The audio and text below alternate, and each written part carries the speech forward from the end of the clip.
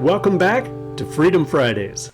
In this episode of Freedom Fridays, we're continuing our series on the hurts and God's healing, and we're going to talk about marriage, and specifically about when things start to go tough, when things start to go wrong in marriage, then what do we do? So with marital discord, what do we do? And we have another couple with us that has been married for a number of years, not quite as long as I have, but we have Leah and Melissa Lennox with us again. How long have you guys been married? Going on 19 years. Yep. Okay, so hopefully you never catch us because that means one of us died. Yep. But we're going on 34 this year. Nice. Congratulations. Thank you. So when we talk about marital discord, I want to back up a little bit. Sure. And not that we've covered it, but when we think about, how do we counsel people in marital discord or marriage situations, marriage counseling, our main goal should be, I think biblically should be, to support the success of the marriage. Oh, of course. And point the couple toward holiness and intimacy. Absolutely. Sometimes we just think of marriage counseling just supporting the success of the marriage, but I don't think you can really do that without pointing people back toward holiness and righteousness. And then intimacy in the couple. And when we talk about intimacy, we're not talking just about physical bedroom activity. We're talking about two becoming one. Absolutely. Absolutely. As we see in Scripture. Yeah, it's really interesting because when we talk about marriage from a biblical standpoint, it's always centered on Christ. Yeah. I mean, we'll probably talk about this later, but if in Ephesians chapter 5, it always just like Christ all the way through, and it always goes back to that. So any marriage is supposed to be founded that way, and when we get off our focus off that on either party, I'll put it that way, either of us do that, that's where we're going to have issues. So we've got to get back to that. Yeah. Absolutely. And even in, at the end of that passage that you were citing in Ephesians 5, he even reiterates, I'm not really talking about husbands and wives. I'm talking about Christ and the church. Yeah. But, wives should love their husband, or should respect their husbands, and husbands should love their wives. Obviously, it's not an exact quote. Right. But, so the whole thing was, but this is really a picture of Christ and the church. Yep. And like you said, our lives in general. Yes. That's why we are to be holy, right? Yep. Be holy because I am holy, says the Lord. Yep. So it's all, even our holiness, all areas of life, especially marriage, should be a reflection of God. And in marriage, a reflection of his relationship with the church, which is very similar to his relationship with Israel in the Old Testament. Yes. Yep. Absolutely.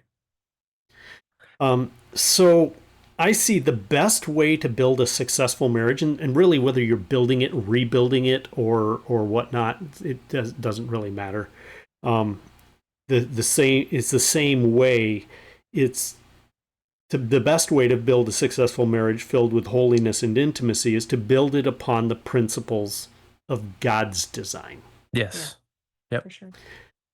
So talk about for us a little bit God's design for marriage. I mean, I've got a number of notes, but I don't want this just to be a one-sided conversation. Sure. Well, I think it's interesting when we really, just thinking about creation in general. God created everything. God designed everything. If there's anybody who knows how to do anything successfully, it's God, because he's the one who set it all up. So we have to go to his word. We have to study through the passages, and there's several of looking at what that marriage relationship, how it should be founded, how it should be, the intimacy side, the roles of the husband and wife are there. Really, the basis for it, of course, as we were just discussing, based on focusing on God or focusing on Christ, however we want to phrase that. But we have to go back to the Word to see these things. Yeah, and I mean, I appreciate how you said designed instead of created, because God designed marriage to be a specific way. So when we look at passages like Ephesians, where the wives are submitting to their husbands and they're loving their husbands, that's not, I don't know who made it to where it sounded like a bad thing. Mm, It's not, it's a God designed thing. And then husbands are to love and to sacrifice. And again, that's not a bad thing. People say hard things are bad, but hard things can be very good Yes. and beneficial to us. So it's another God designed thing for the husband. And going back to creation and how he ordered that whole transcript of designing man for work, for doing, and the woman then is helping. She was created to help. And there is that companionship and reading through Songs of Solomon and the Yes. beauty of that sexual intimacy that Yep. God designed. yeah. People look at sex as a bad thing, but Oh, that it's was dirty, right? created Yeah. before the fall. It Yep. was perfect in God's design. And Hmm. so reading through Songs of Solomon just brings that richness of what he designed Yes, absolutely. for husband and wife, and just seeing how Christ is supposed to be the person that the man looks up to, as the head, the leader, and we are then the church, the bride that submits ourselves Yep. to Yeah. the leader in a loving way, Oh, and it absolutely. works perfectly. Yes, and then as we see in scripture as well, that the man is supposed to, and essentially, I'm going to put it in my own terms here, actually terms I'm borrowing from somebody else, but we are to be the example of Christ to our wives. Like that's we're called to be like Christ and love like Christ and do all these things like him. Yeah. Aside from him is impossible. I'll put that out there. We know that, but still, that's the design, and we are supposed to be sacrificial and all of these things, which love according to the world is not. Yeah. Melissa, you hit on something that is very important for us to understand, and that is that God's design is not necessarily the same as the world's ideas, Yeah. or that we Yeah. grew up with, or even our parents' design, or heaven forbid, this is so frustrating, but even what happens in the church Yeah. Yeah. often does not mimic what God's design is, unfortunately. Mm-hmm. Yep. But it's God's design. We could talk about all sorts of things. I mean, you brought up the sexual intimacy, and it is so beautiful because it is in the context of God's design. Yep. If it's not in a marriage of one man, one woman for life, then it's not beautiful. Exactly. Because that's not God's design. Right. Yep. Same thing goes with a lot of things. And, we just came off of Mother's Day not too long ago, and the world now disdains motherhood. Yeah. At least in the United States of America. It's like you're a stay-at-home mom, like Yeah. it's some lesser class, when Right. really it's God's design. I mean, especially if you look at Titus 2, and it's Yep. God's design. Yep. We don't want. Well, I'm going to get off on a Well, soapbox. I'll just jump on that real quick and say that doesn't mean that the wife can't be entrepreneurial and do. And I mean, we Oh have no, Proverbs 31. as She an definitely example, was. but not. Yeah.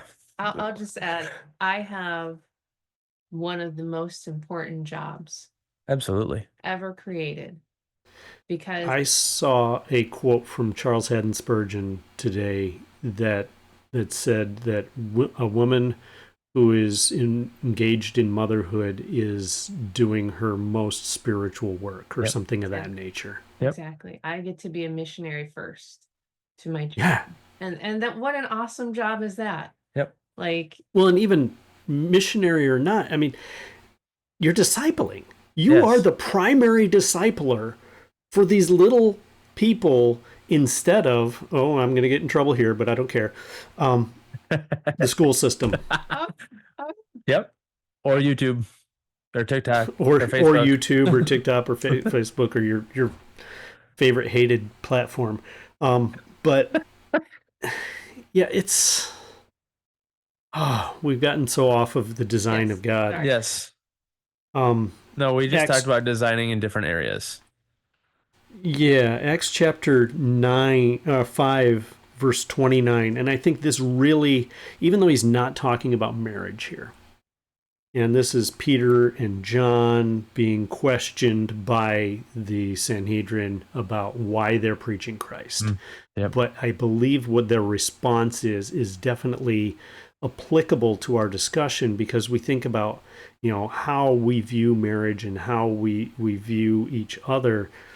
And he says, but Peter and the apostles answered, we must obey God rather than men. Yep. Absolutely. And I think that is a key. So we seek out what's God's design, not what did I get, or even what my parents taught me, Yep.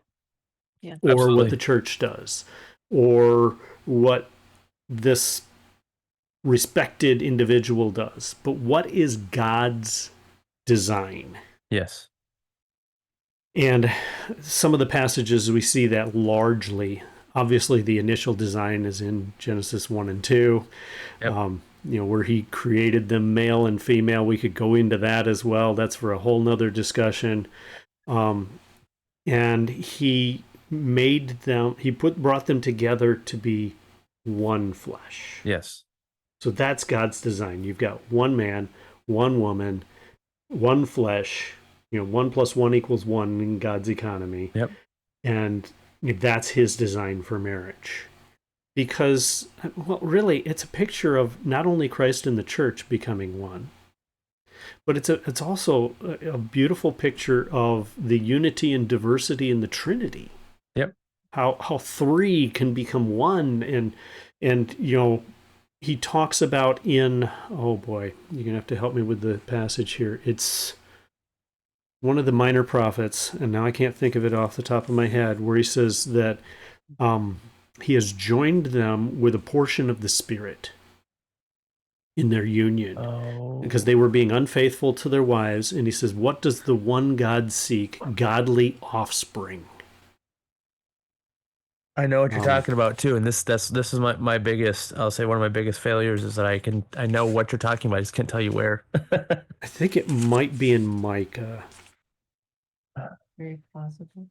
Sounds Anyway. Yes, but absolutely anyway, right. The point is the same, that we need to be doing this according to God's design, and God is the one who gets to choose. Yes. So when we think about passages that talk about marriage, obviously 1 Corinthians 7 is huge. Mm-hmm. Yes. Yep. There's so much. And actually, ironically, the focus in 1 Corinthians 7 is don't get married.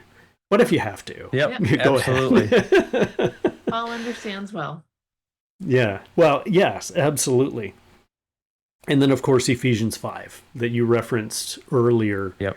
Lee. So what are some of the principles that we glean from these passages? We could go to Colossians 3, we can go to Titus, we talked about. There's all sorts of passages, but what do we glean in the relationship here? So most marital discord, that's kind of our theme today, right? Yep. Most marital discord, I would suggest, comes, and I think you may have said it, Melissa, as well, comes when we're not living according to God's design. Yes. Well, and I kind of want to go back a little bit to the, and I don't know if you found that, if it's in Micah or not, but that the passage in the Minor Prophets, one of the pictures that I like to use when we're talking about the two flesh becoming one, we're talking about that marital bond, or union there. We've used the example of plywood, and plywood works because the glue is pressing these pieces together, but I actually would prefer to use welding. I mean, that's just my background, but when you take two pieces of steel or metal and you're going to use whatever means, stick welding doesn't matter, but you're going to join those two. What's happening is that the two are actually melting and becoming one piece, and that weld will not fail. Generally, if it's a good weld, of course, and we're talking about God doing the welding, he's a good welder, but it'll fail on the either side of it. The weakening will fall on Yeah. one side, but not in the actual bond itself.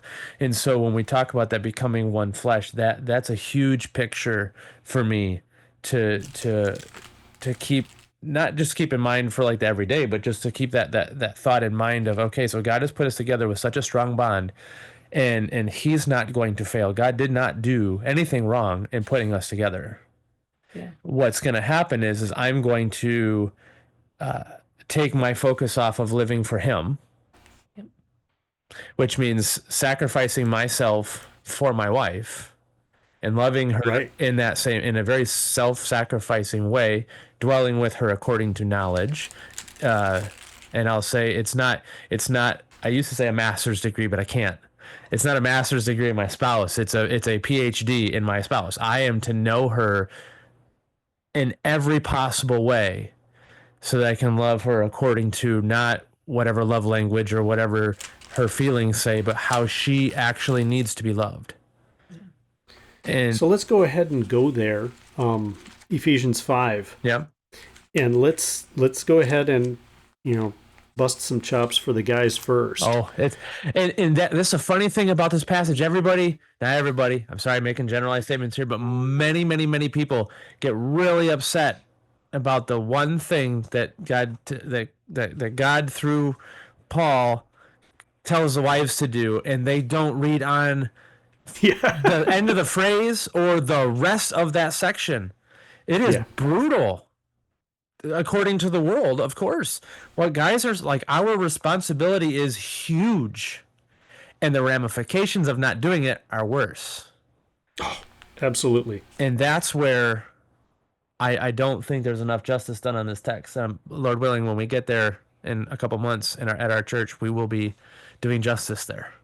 Well, let's go there now. All right, let's talk about it. So Ephesians 5:25, and you're right. There's a lot of consternation over 22. Wives, subject yourselves to your own husbands as to the Lord. Submission is a big issue, even though we're supposed to submit to others in general. Mm-hmm. Anyway, that's kind of what love is. Preferring one another over ourselves. Yes, right. Absolutely. And then he says, husbands, love your wives.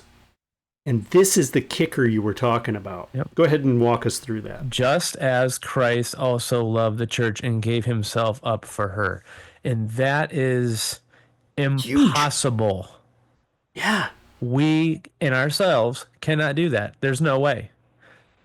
And honestly, if a guy is focusing on verse 22, then he's probably not doing 25. I'm not going to say probably, because if 25 was most important to him of the two, 22 doesn't matter, because it's not about her. This is where, and I'm going to pick on certain books that were done that'll say, well, the wife needs to be loved and he needs to be respected. So if you just if the wife will respect him, he'll love her. I know that book. I've read it. Yeah, I don't know if I have that one anymore. That might have disappeared off our bookshelf.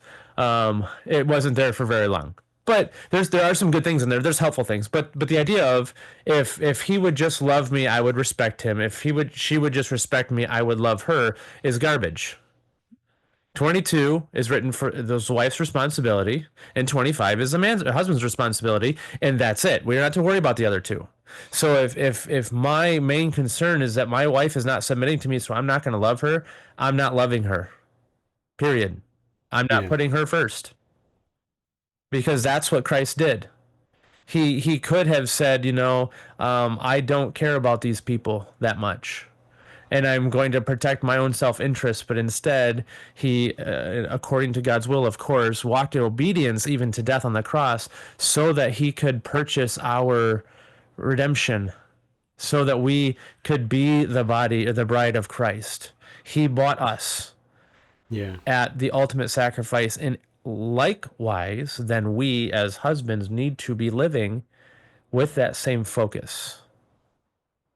Absolutely. And, I hear a lot of people say, in summary of Ephesians 5, wives submit to your husbands, husbands love your wives. Oh, yeah. Except there's a problem with that. Because yes, husbands need to love their wives, but they're not understanding it's just as Christ also loved the church and gave himself up Yep. for her. Yep. So are you giving yourself up, men, for your wife? And I tell premarital couples, and often I'll say it during the marriage ceremony, during my message, that if the husband's doing his part in this, it will be so much easier for the wife to submit to him. Thank you for tuning in. Next week, we will continue this discussion on marriage and marital discord on Freedom Fridays.